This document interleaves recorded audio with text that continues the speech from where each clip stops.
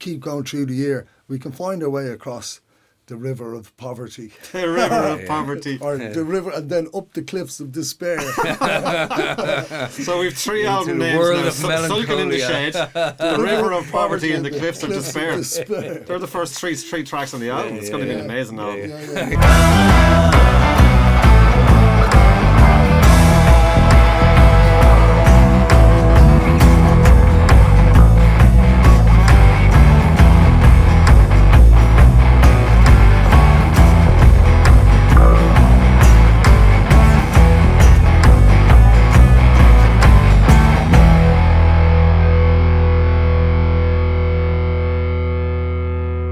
Great to see you guys. Thanks for coming to the session. Pleasure. So we're here to talk about songwriting, and we're here to talk about Kíla, which is a band you guys have been involved in since 1980. Something like that. Six. Like that, yeah. So you've been on the road 89, 90. Yeah. 89, I'm 90. a latecomer.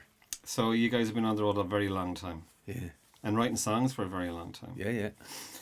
When you write songs, is it what happens first? Does a lyric come into your head? Does a word come into your head? Or is it a melody come into your head? What way do songs evolve? Is there any particular set of rules for you guys when you're writing songs? No, you wouldn't have rules. Yeah.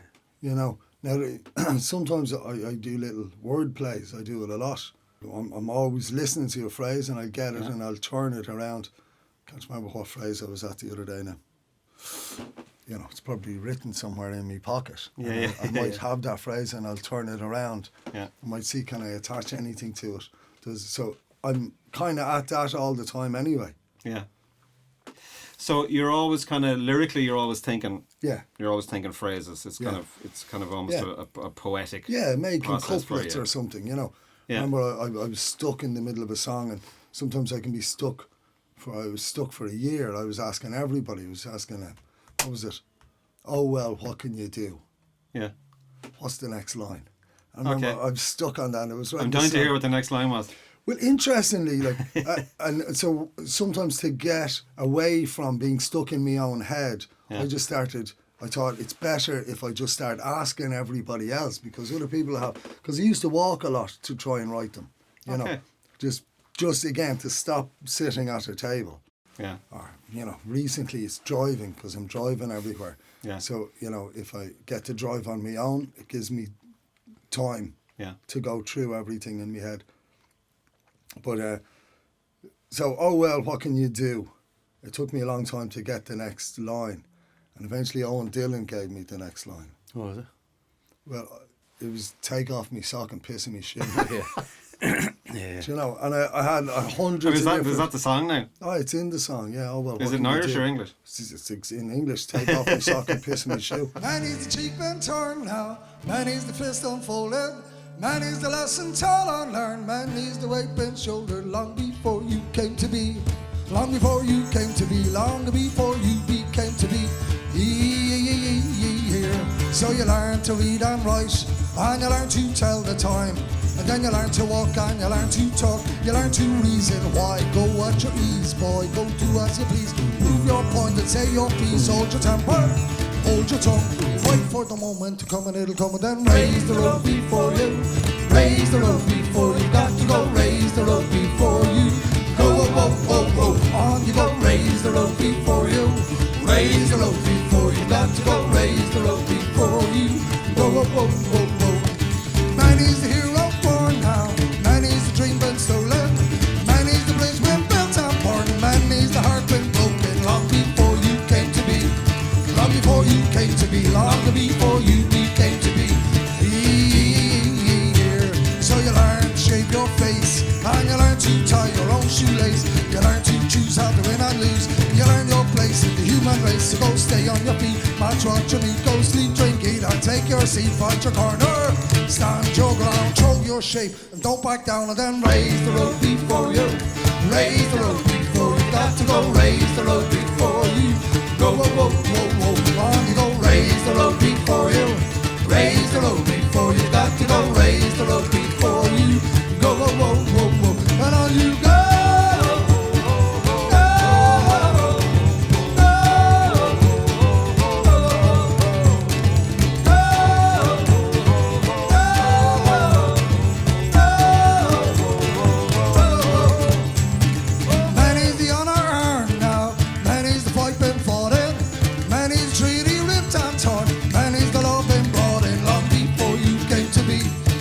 before you came to be, long before you became to be here. So you learn to live your life, and you learn to love, go try and try. You learn how you like to spend the night. You learn what's wrong, what's alright. You got the one life here, boy, that's the lot. From start to stop, from tippity top, give it the best shot. Show us what you got, man, sow your seeds, collect the crop, and then raise the load before you. Raise the load before you got to go. Raise the load before you go. Whoa, whoa, whoa, whoa. On you go. Raise the load before you. Raise the load before you got to go. Raise the load before you go. Whoa, whoa, whoa, whoa. And on you go.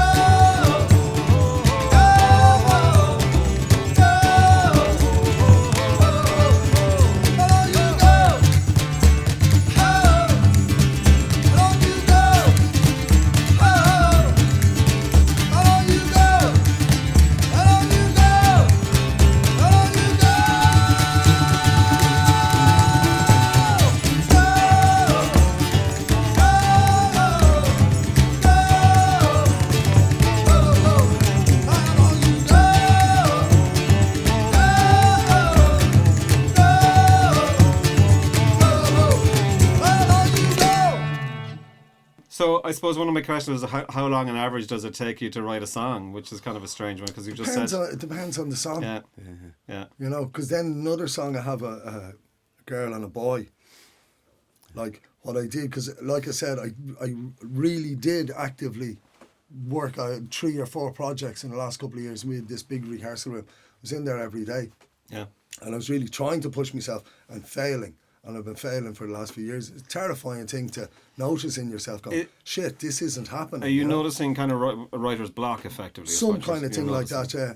And but what I ended up doing, because I work in couplets a lot, you know, not all the time, but a lot. So what I ended up doing was I'd be scribbling side notes. You know, I've got a few tricks. I've been at it years. You make up your own way of doing something. But I ended up making a song out of like months of the, what do you call it, the side area of what you're writing on. Yeah, yeah. All these couplets and margins. On the margins, yeah, all these 4 couplets and whatever 4 is quadruplets. Quadruplets. But all your little verses. children. So I got all of them and I made the girl and a boy song out of it. So I realised, oh no, I haven't got writer's block. I'm still actually writing. That's a good song. That all makes sense and all the words attached to each other. And once you say one line, you remember the next line. Was there a moment in your life you kind of went, I have to write songs. I feel the need to write a song, or was there a song that you would have heard and you would have went, I want to do this. This is for me. So my ma says I was always singing. Yeah. You know, from a young age, singing melodies. So, and then I remember there was a competition in school in 1979 for Pádraig Pearse centenary, and one was for a song. So I wrote a song. I did all the writing and all that kind of stuff. I can't remember it. I don't know if it was any good, but I won a prize. But and then once I had a guitar in my hands, I was kind of making up things. Yeah. You know, with the I think it probably came when I was 16, 17, maybe, thinking I can do it, maybe something like that. I don't there was no kind of spot where... And we were talking earlier on about your influences. We're talking about Nick Drake, the wonderful Nick Drake. Yeah, you heard Nick Drake in Giving. Yeah, your solo album. Is that? Yeah. Did you have another solo album since then, or was that your not last since solo then? record? No, I started one on a kind of. Yeah. And it's a beautiful record. I was listening to it yesterday. It's recorded with Shay Fitzgerald in Glasgow. I took me a while to get a way to work with Shay that allowed us to gather momentum. I was probably too busy, and you know, Shay has a particular way, and you have to fall into with him. Yeah. And then he's, you know Shay well. His work is really, really amazing. You know. And it was very, to me, when I heard Pink Moon, but you were saying there was another influence. You were more influenced by Nick Drake's earlier records. Yeah, the first one, 5 Leaves Left, for me was my favourite one. But I can't play guitar like him, so it was maybe the atmosphere. Maybe was partly that. But I was using a guitar that wouldn't sound a million miles from the guitar he was using. It's an old Hofner with the F holes rather than a big hole. So the sound is very. It's kind of like stunted or muted. So you get a dunk rather than dunk, you know. Yeah. So maybe that's what's on it as well.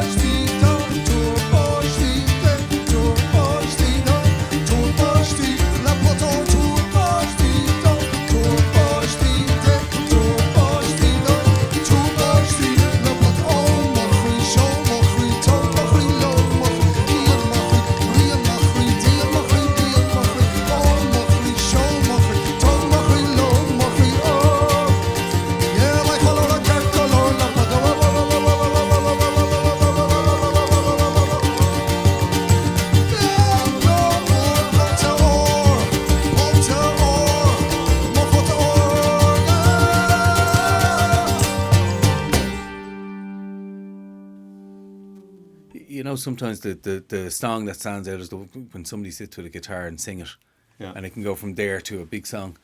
And I wonder, is a lot of it done in the studio by, you know, producers who actually know when to stop, and it's like a pop song. I wonder. But I think people are always going to write songs, aren't they? So maybe that's all I'm hearing at the moment is, you know, everyone's writing. So there's millions of songs being written. There's absolutely millions. Has it become disposable, or is it kind of do we still have important songwriters in our midst? Yeah, we do. And I wouldn't spend any time with the question. Yeah. We do. It's absolutely amazing. And there's hundreds of thousands of them lashing around writing in every little village in Ireland, let's say. So it hasn't become sanitised and stuff like that. I remember. Well, it's become devalued because devalued, I suppose. Yeah. And that's a music industry thing. That's the industry's devalued itself and done itself out of lots of, you know. So, and it's devalued. The what carriages the music's. Where do we go now? iTunes, Spotify, or whatever. What are they going to give you? 0.0000001% for the work you've done? Because did you get that? You lucky man. So but I wouldn't say songwriting has stopped, or the people themselves, the songwriters feel devalued themselves with their own work. No, it's a thing people do. It's a natural thing. Do you think though, even in the longer term, if people are feeling devalued by it, you know what I mean, and if it's lost a lot of its monetary value, and it's like, for instance, I know a lot of songwriters that kind of had to stop because they had to get a job. Yeah. Do you know what I mean? Yeah. So very hard to continue your life as a songwriter, particularly in the current climate. Yeah, but we said that it's a muscle in the brain. Yes. So all you need to do with a muscle in the brain is activate it. Yeah. Do you know, it still exists. So for some people, maybe they're 16, they don't have to work. Yeah. They can work that muscle. And, you know, just because you stop doing it doesn't mean it stops doing it. Okay. Do you know, I've gone on big sulks where I've tried to stop. And what do? I end up in the shed hiding from everyone, scribbling out some stuff. Do you know having a what I sulk mean? in the shed, writing a song. Yeah. Do you know? The line, so sulk in the shed. Sulk in the shed, there's the next album. Kíla, sulking in the shed. Yeah. Well, you see,